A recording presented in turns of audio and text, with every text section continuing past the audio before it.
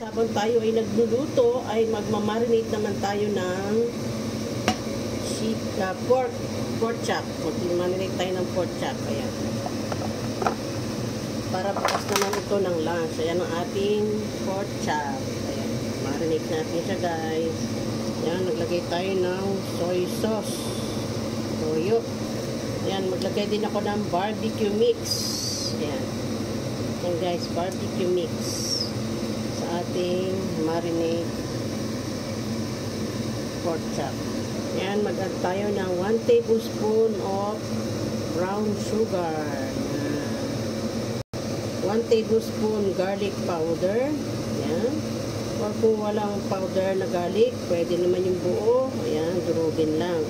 Then, half teaspoon of salt. Ayan, half teaspoon of salt. Then, 4 cups of lemon juice. Ayan ang ating lemon juice. 4 cups of lemon juice. Ayan. Ayan guys, 4 cups of lemon juice. Depende kung gaano karami yung iyong meat, yung inyong pork or chicken. Pwede yan guys, optional, pwede rin to sa chicken, itong ingredients na to. So kung gaano karami, gaano din kadami ang juice na ilalagay ninyo, depende sa panlasa nyo, kasi kailangan ang inyong minamarinate ay nakalubog sa inyong mga panimpla. Ayan, yun lang guys. Thank you so much for watching.